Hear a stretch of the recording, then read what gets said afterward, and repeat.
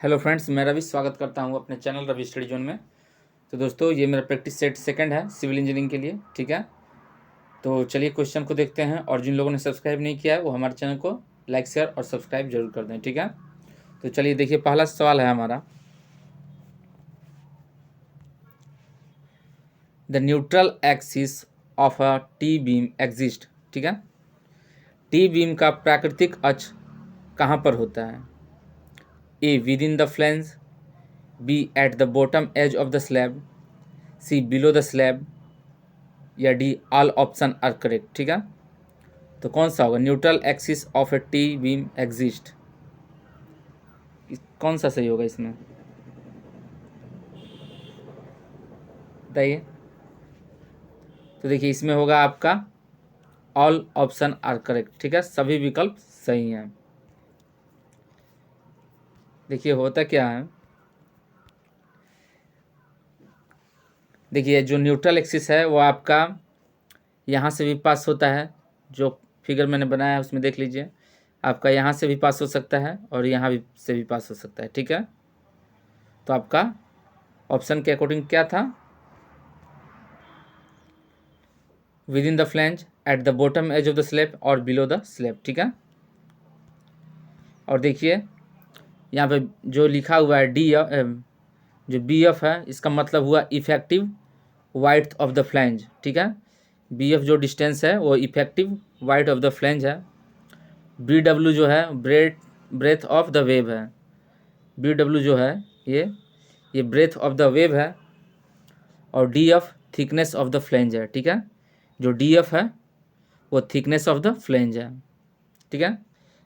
And आगे देखिए, जो इफेक्टिव डेप्थ होता है वो क्या होता है? ये टॉप ऑफ द फ्लैंज जो है, टॉप ऑफ द फ्लैंज से लेकर जो टेंसाइल रेनफोर्समेंट है यहाँ पर जो स्टील, वहाँ तक की दूरी आपकी इफेक्टिव डेप्थ कहलाती है, ठीक है। अब देखिए, मान लीजिए न्यूट्रल एक्सिस जो है आपका, जो ये न्यूट्रल एक्सिस है ये, अब मान लीजिए कि यहाँ पर हम न्यूट्रल एक्सिस को मानते हैं, इसको अभी मान लीजिए सपोज कीजिए यहाँ पर, और यहाँ पर न्यूट्रल एक्सिस नहीं है, ठीक है, यहाँ पर मान लीजिए है, ठीक है। तब क्या होता है, जो न्यूट्रल एक्सिस से ऊपर का जो रीजन है, जो इसके जो ऊपर का रीजन है, ये रीजन, ठीक है, उसके ऊपर का कंप्रेशन में आता है, ठीक है, इसके ऊपर का रीजन कंप्रेशन हो जाएगा। और न्यूट्रल एक्सिस के नीचे का रीजन है, जो न्यूट्रल एक्सिस है उसके जो ये नीचे का रीजन है वो आपका टेंशन क्षेत्र में आता है, ठीक है। समझ में आ गया? तो चलिए नेक्स्ट क्वेश्चन को देखते हैं।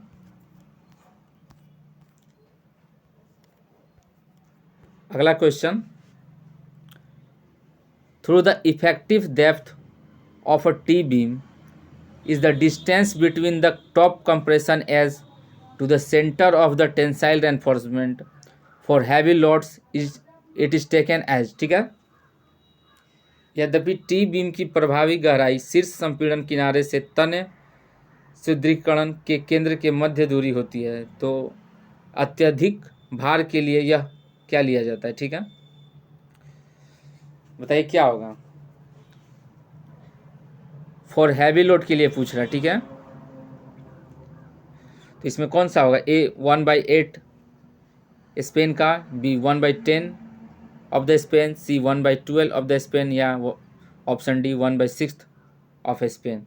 तो कौन सा सही होगा इसमें? Through the effective depth of a T beam is the distance between the top compression edge to the centre of the tensile reinforcement for heavy load it is taken as.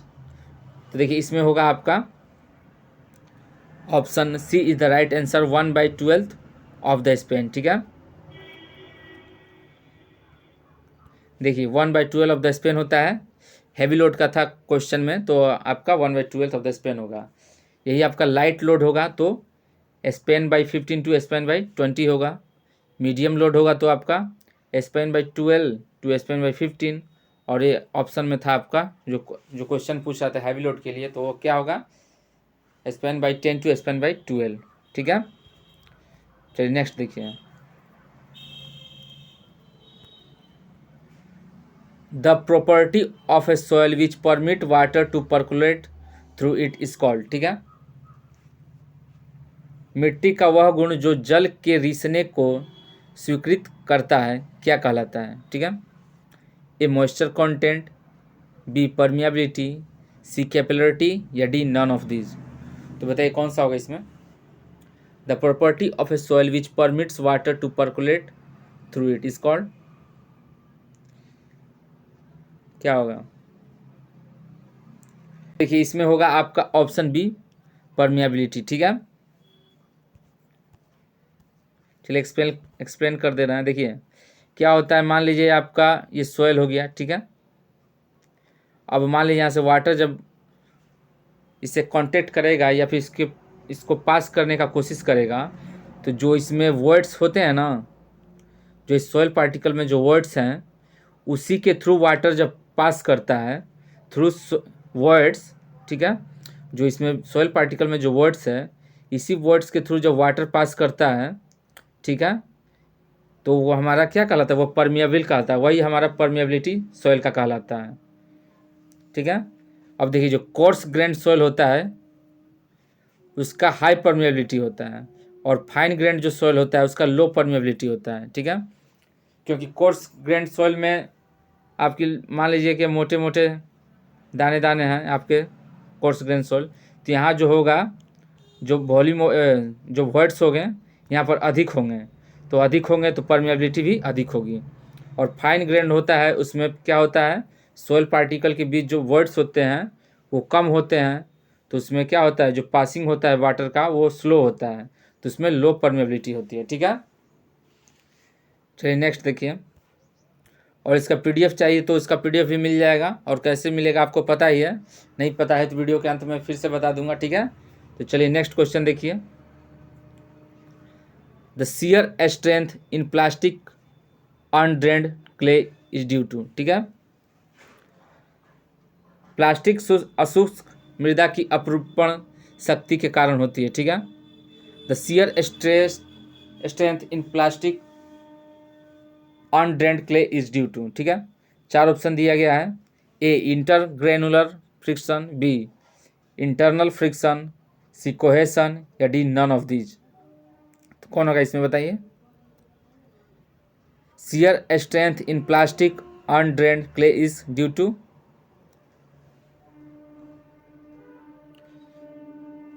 इसमें होगा आपका सही ऑप्शन सी कोहेशन। ठीक है, cohesion के कारण होता है। ठीक है, चलिए कुछ और भी हैं पॉइंट इसके।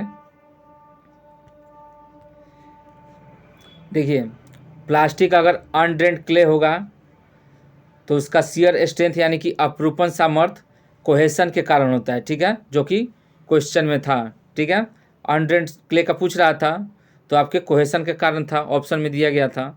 अगर यही पूछता फाइन क्ले या फिर फाइन ग्रेन सॉइल के बारे में, ठीक है, क्वेश्चन में फाइन क्ले या फिर फाइन ग्रेन सॉइल लिखता, तब इसका शियर स्ट्रेंथ जो होता है यानी कि अपरूपण सामर्थ्य होता है, किसके कारण होता? Due to attraction between their particles, जो उसके पार्टिकल्स हैं उसके बीच जो अट्रैक्शन होगा, आकर्षण के कारण होता है। ठीक है, फाइन क्ले में अपरूपण सामर्थ्य किससे होता है? तो अट्रैक्शन बिटवीन देयर पार्टिकल्स, आकर्षण के कारण। अब यही देखिए अगर कोर्स ग्रेन्ड सॉइल होता तो उसका अपरूपण सामर्थ्य किसके कारण होता है? तो due to friction between their particles. यहाँ पे फ्रिक्शन की बात बोल रहा है कि वहाँ पे घर्षण होगा, पार्टिकल के बीच में घर्षण होगा, यानी कि फ्रिक्शन ड्यू टू पार्टिकल्स। तो तीनों में अलग अलग है, तो कन्फ्यूजन नहीं होना चाहिए। ठीक है, प्लास्टिक अनड्रेन्ड क्ले बोलेगा तो किसके कारण? कोहेशन के कारण। फाइन क्ले या फिर फाइन ग्रेन सॉइल आपका रहेगा तो एट्रैक्शन के कारण। ठीक है, और कोर्स ग्रेन्ड सॉइल होगा तो फ्रिक्शन के कारण। ठीक है, क्लियर? आगे देखिए नेक्स्ट क्वेश्चन हमारा, the line of action of the buoyant force act through the centroid of the. ठीक है, अब बताइए इस क्वेश्चन में कौन सा सही होगा? The line of action of the buoyant force act through the centroid of the. A submerged body, B volume of the floating body, C volume of the fluid vertically above the body या D displace volume of the fluid. ठीक है, तो बताइए कौन सा सही होगा इसमें? तो इसमें होगा आपका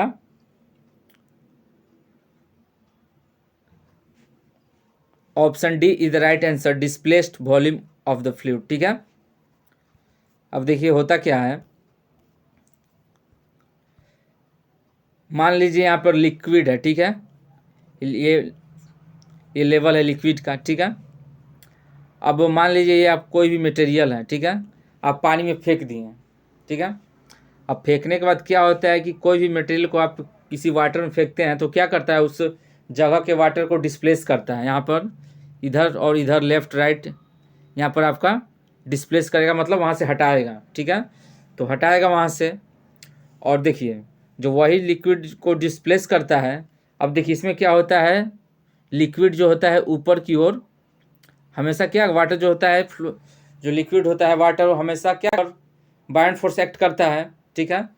तो यहाँ पे बायंड फोर्स भी एक्ट करेगा, और ऊपर से आपके जो मटेरियल है, जो आप का जो प्रोडक्ट है, मतलब कि कोई भी मटेरियल जो आप पानी में फेंके हैं वो भी वाटर डिस्प्लेस करेगा।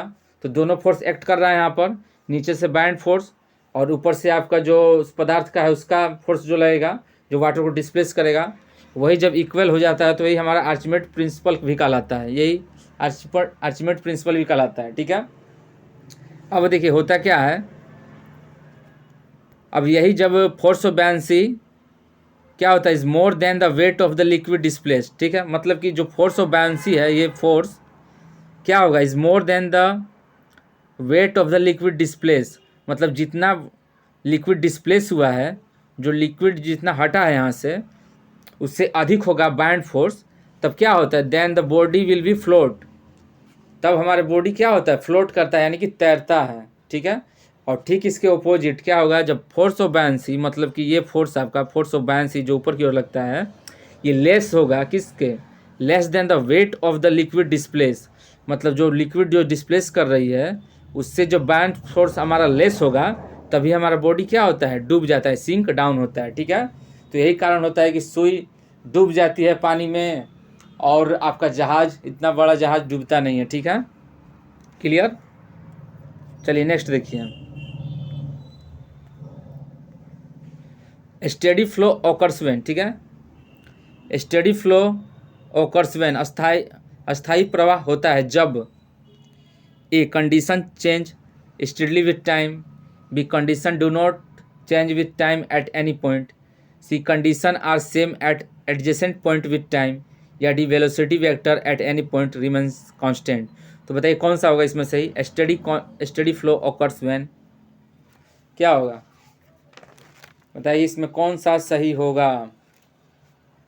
और वीडियो अच्छा लगे तो लाइक ज़रूर कीजिएगा, और सब्सक्राइब नहीं किए हो तो सब्सक्राइब भी जरूर कर दीजिएगा, ठीक है। वीडियो आपको डेली मिलेगा, ठीक है। आज कुछ क्वेश्चन कम है, लेकिन क्वेश्चन अधिक होगा, 1 से 1.5 घंटा का वीडियो मैं कोशिश करूँगा कि बन जाए, ठीक है। तो चलिए इसमें बताइए कौन सा सही होगा।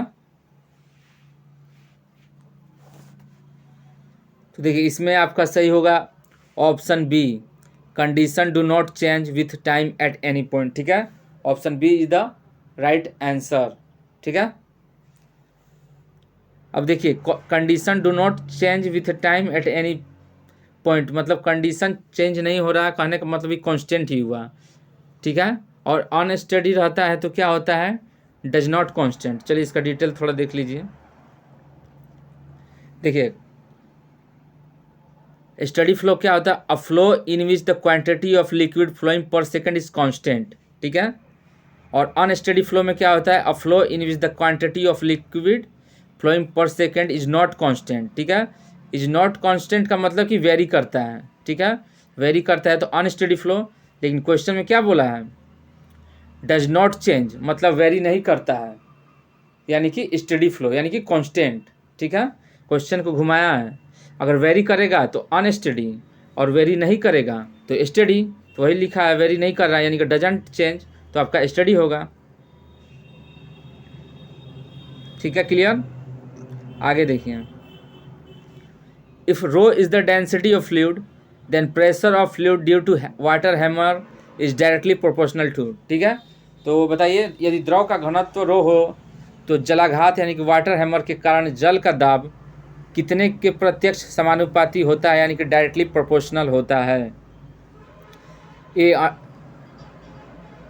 ए rho, B 1/√, rho, C square root of density, और डी डेंसिटी स्क्वायर। ठीक है, तो क्या होगा इसमें, कौन सा सही होगा बताइए,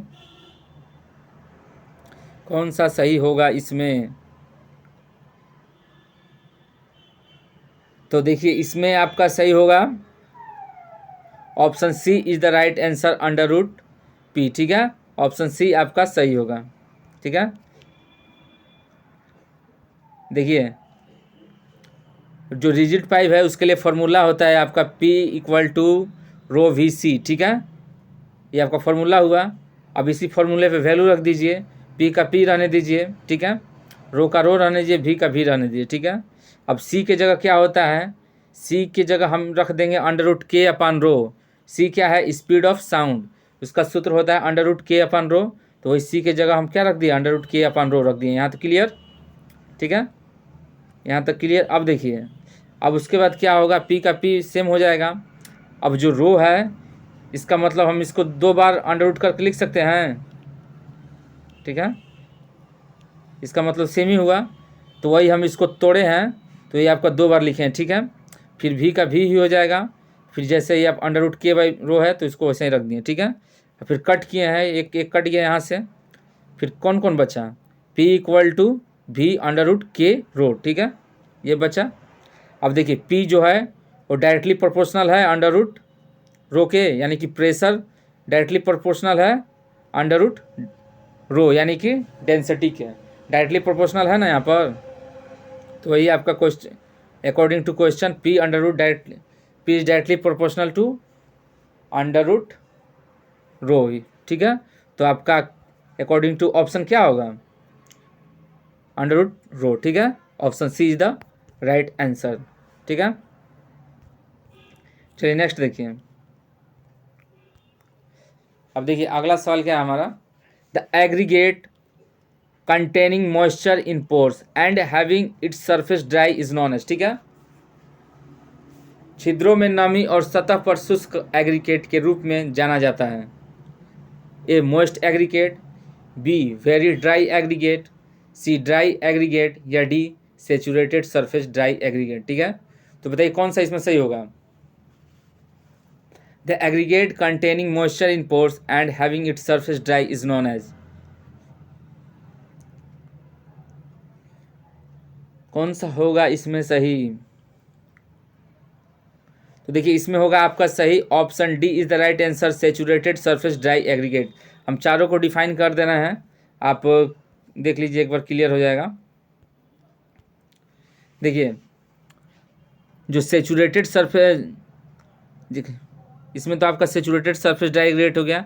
अब देखिए aggregate depending upon the moisture content. ठीक है, classified as dry aggregate, very dry aggregate. ठीक है, ड्राई एग्रीगेट मतलब कि aggregate depending upon the moisture content, जो मिलावा है हमारा एग्रीगेट और डिपेंड किस पे करता है, अपॉन द मॉइस्चर कंटेंट। उस पर हम 4 तरह से क्लासिफाइड करते हैं। ठीक है, एग्रीगेट को अकॉर्डिंग टू मॉइस्चर कंटेंट। ठीक है, तो पहला हमारा ड्राई एग्रीगेट है, दूसरा वेरी ड्राई एग्रीगेट है, तीसरा सेचुरेटेड सरफेस ड्राई एग्रीगेट है, एंड फोर्थ क्या है, मॉइस्ट एग्रीगेट है। ठीक है, चारों आपका यहाँ पे लिखा हुआ है, चारों को देख लीजिए। तो देखिए पहला हमारा ड्राई एग्रीगेट क्या है, द एग्रीगेट विच में contain some moisture in the pores, मतलब जो इसका पोर्स, ये वह एग्रीगेट है, वह मिलावा है जिसके contain some moisture in the pores, जो मिलावा होता है, जो एग्रीगेट होता है उसके पोर्स में क्या है, मॉइस्चर है। ठीक है, ये मिलावा है तो उसके पोर्स में मॉइस्चर है, नमी है। ठीक है, but having surface dry, but having dry surface, लेकिन इसका जो सरफेस है वह ड्राई है, तो हमारा क्या होगा, ड्राई एग्रीगेट होगा। ठीक है, अब सेकंड है आपका वेरी ड्राई एग्रीगेट। ठीक है, तब देखिए वेरी ड्राई एग्रीगेट में क्या होता है, the aggregate which do not contain any moisture, इसमें कोई भी मॉइस्चर नहीं, इस एग्रीगेट में कोई भी मॉइस्चर नहीं है, डजंट एनी मॉइस्चर, कोई भी मॉइस्चर नहीं है, आइदर इन द पोर्स और ऑन द सरफेस, ना पोर्स पे इसके, ना छिद्र पे है, ना इसके सरफेस पे है, कहीं कोई मॉइस्चर नहीं है। ठीक है, तो हमारा क्या होगा, वेरी ड्राई एग्रीगेट। ठीक है, और ड्राई एग्रीगेट में मॉइस्चर रहता है। ठीक है, पोर्स में मॉइस्चर रहता है लेकिन सरफेस ड्राई रहता है, ये हमारा ड्राई एग्रीगेट होगा। जबकि वेरी ड्राई एग्रीगेट में कोई भी मॉइस्चर नहीं होता है, ना तो सरफेस पे होता है ना पोर्स पे होता है। तो दोनों क्लियर हुआ। थर्ड आपका क्या है, सेचुरेटेड सरफेस ड्राई एग्रीगेट, जो कि क्वेश्चन में पूछा था, ठीक है। तो इस एग्रीगेट में क्या होता है, aggregate having all the pores field completely with water, मतलब जो पोर्स है इस एग्रीगेट में, जितने भी पोर्स हैं सब में क्या होता है, वाटर फिल हुआ है, ठीक है, सब में वाटर भरा हुआ है, completely fill with water, but having it surface just dry, लेकिन इसका जो सरफेस होता है वो सूखा होता है, ठीक है। तो ये हमारा क्या हुआ, सेचुरेटेड सरफेस ड्राई एग्रीगेट। अब फोर्थ है आपका लास्ट क्या, all the pores are filled with water and also having it surface wet, ठीक है। अब इसमें मोस्ट एग्रीगेट में क्या होता है, जो इसका पोर्स होगा वो क्या होगा, आर फिल्ड विथ वाटर, उसमें पानी भरा होगा, और जो इसका सरफेस होगा वो गीला होगा, यानी कि वेट, ठीक है। कोई दिक्कत? तो चलिए आगे देखते हैं नेक्स्ट क्वेश्चन हमारा। तो इसमें आपका क्या था, aggregate containing moisture in the pores but having its surface dry, तो आपका क्या होगा इसमें, इसमें होगा सेचुरेटेड सरफेस ड्राई एग्रीगेट, ठीक है।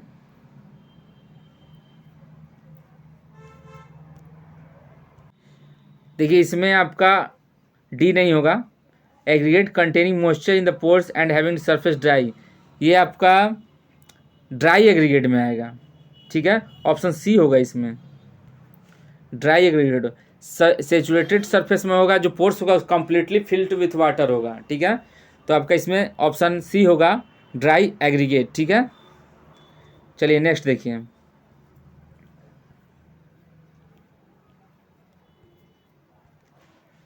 Diameter of a rivet hole is made larger than the diameter of the rivet by, ठीक है। रिवेट छिद्र का व्यास कितने के द्वारा रिवेट के व्यास बनाया जाता है, ठीक है। Diameter of a rivet hole is made larger than the diameter of the rivet by, तो अकॉर्डिंग टू ऑप्शन इसको सॉल्व करना है, ठीक है। क्वेश्चन में कुछ नहीं है, ऑप्शन के अकॉर्डिंग करना है। देखिए A 1 mm for rivet diameter up to 12 mm, या B 1.5 mm for rivet diameter existing 25 mm, या फिर C 2.0 mm for rivet diameter over 25 mm, या D none of these. According to option इसको solve करना है, क्वेश्चन में कुछ नहीं रखा गया, ठीक है। तो बताइए क्या हो सकता है, अगर रिवेट के बारे में पढ़े हैं तो थोड़ा सा, अभी तो पहला ही टॉपिक था रिवेट चैप्टर का।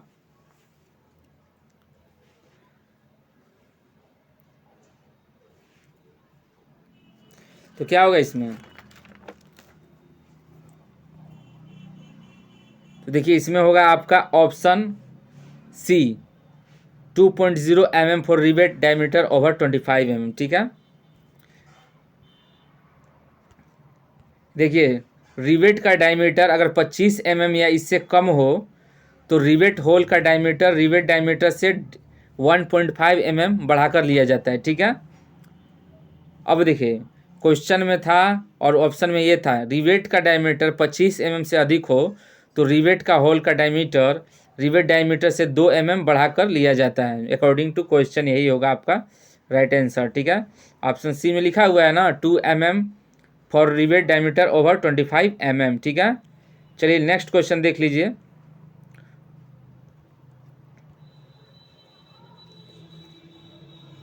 तो देखिए इसमें बताइए क्या होगा, the impurity of mixing water which affect setting time and strength of concrete is, ठीक है। मिश्रित जल की किस अशुद्धि के कारण कंक्रीट की शक्ति और स्थापन यानी कि सेटिंग समय प्रभावित होती है, A sodium sulphate, B sodium chloride, C sodium carbonate and bicarbonate, या डी कैल्शियम क्लोराइड। अब ये कहने का क्वेश्चन का यही मतलब है कि जो हम सीमेंट कंक्रीट बनाते हैं, ठीक है, तो उसमें जब पानी ऐड करते हैं तो उस पानी में मान लीजिए सब सोडियम सल्फेट होता है, सोडियम क्लोराइड होता है, सोडियम कार्बोनेट होता है, कैल्शियम क्लोराइड, ये सब कंपोनेंट होते हैं। तो एक सीमा होती है जिसमें कि परमिसिबल सीमा कहते हैं, अनुज्ञेय सीमा, मतलब कि इतना तक हो तो कोई दिक्कत नहीं है इंडियन स्टैंडर्ड के अनुसार, लेकिन उससे अधिक हो जाए तो हमारा सीमेंट को ख़राब कर देगी, ठीक है, प्रभावित करती है हमारा सेटिंग टाइम को, ठीक है। वही क्वेश्चन में बोला है। तो बताइए इसमें क्या होगा। The impurity of mixing water which affect the setting time and strength of A concrete is, मिश्रित जल की किस अशुद्धि के कारण कंक्रीट की शक्ति और स्थापन समय प्रभावित होता है। ठीक है, तो बताइए कौन अफेक्ट करता है इसमें से, चारों में से। तो इसमें होगा आपका option C, sodium carbonate and bicarbonate it. ठीक है, impurity of mixing water affect the setting time and strength. ठीक है, कौन अफेक्ट करता है, सोडियम कार्बोनेट एंड बाइकार्बोनेट। ठीक है, अब देखिए जो हम बात कर रहे थे परमिसिबल सीमा की, तो यही है आपका अकॉर्डिंग टू इंडियन स्टैंडर्ड जल में ठोस की अनुमत सीमा यानी कि परमिसिबल लिमिट होती है। ऑर्गेनिक के लिए 200 mg पर लीटर, इनऑर्गेनिक के लिए 3000 mg पर लीटर। ठीक है, और सल्फेट के लिए 400 mg पर लीटर, क्लोराइड के लिए 2000 mg पर लीटर अगर प्लेन कंक्रीट हो तो, और 500 mg लीटर अगर रेनफोर्स सीमेंट कंक्रीट हो तो, और सस्पेंडेड सॉलिड हो तो 2000 mg पर लीटर। ये टेबल को भी याद कर जाइए। ठीक है, तो कैसा लगा हमारा वीडियो। अगर पीडीएफ चाहिए तो आपको पता है वीडियो कैसे मिलेगा, पीडीएफ इसका, और इसके पहले का भी कल वीडियो अपलोड किया वो भी आप देख लीजिएगा अगर नहीं देखे हैं तो। देखिए हमारा नंबर 7905858807। ठीक है, इस नंबर पे आप व्हाट्सअप कीजिए एंड गूगल पे या फ़ोन पे कीजिए। आपको 99 रुपीज़ पे करना होगा। देन मैं आपको पीडीएफ सेंड करूंगा टेक्निकल का भी टिल एग्ज़ाम तक। कोई भी पीडीएफ आपको मिलेगा, हर पीडीएफ मिलेगा। ठीक है, तो मिलते हैं अगली वीडियो में। और टेक्निकल का वीडियो हो गया, आज तो कम क्वेश्चन आया लेकिन कल क्वेश्चन को इंक्रीज़ करूंगा। ठीक है, तो मिलते हैं अगले वीडियो में। धन्यवाद।